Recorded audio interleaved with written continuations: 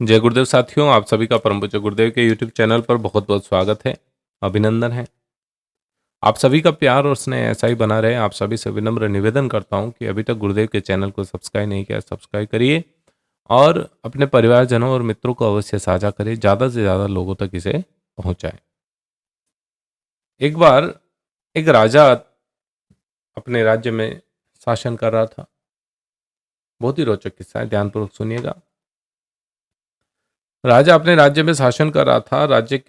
राजा के मन में प्रश्न उठा और उसने अपने मंत्री से पूछा कि मंत्री ये बताओ, क्या ग्रस्त रहकर ईश्वर को प्राप्त किया जा सकता है? मंत्री तो ग्रस्त है, लेकिन उन्होंने ईश्वर के बारे में सोचा नहीं।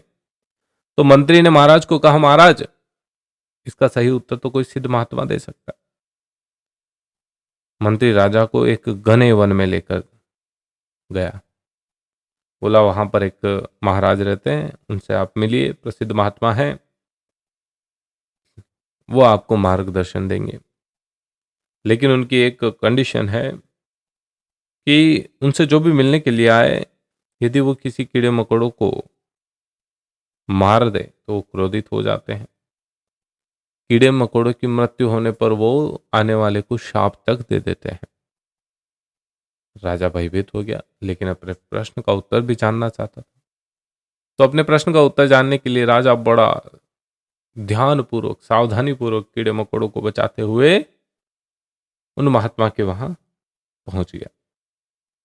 महात्मा जी को प्रणाम किया और महात्मा जी से अपना प्रश्न पूछा, महात्मा क्या ग्रस्त रहकर ईश्वर को प्राप्त किया जा सकता है? तो महात्मा ने राजा की बात को सुना, प्रश्न सुना और उन्हें उत्तर दिया। प्रत्युत्तर में कहा कि मेरे पास आते हुए मार्ग में क्या क्या देखा आपने? तो राजा बोला, महाराज भगवान, मैं तो आपके शाप के डर से कीड़े मकोड़ों को देखता हुआ आया हूं। रास्ते में किसी दृश्य की ओर मेरी दृष्टि गई ही नहीं। रास्ते में और क्या क्या आया मैंने देखा ही नहीं। तो महात्मा जी हंसते हुए बोले कि राजन, जिस प्रकार मेरे शाप के डर से तुम मार्ग में बचते बचते आए हो, उसी प्रकार भगवान के दंड के डर से, दुष्कर्मों से बचते हुए चलना। इस प्रकार सावधानी से चलते हुए, ग्रस्त रहते हुए भी हम ईश्वर को प्राप्त कर सकते हैं। इस छोटी सी कहानी में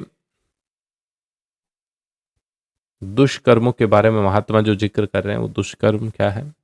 ईर्ष्या, द्वेष, छल, कपट, किसी का हित करना, किसी को मार देना, किसी के यहाँ चोरी डकैती करना, मतलब जो कर्म नीच श्रेणी में आते हैं वो कर्म नहीं करना, उनसे हमें बचना है। वही आपको परमपिता परमात्मा से मिलवाएगा। जब आप इन कर्मों से बचेंगे, सदकर्मों को अपनाएंगे, तो परमपिता परमात्मा का मिलन आपसे जरूर होगा। जय श्री राम।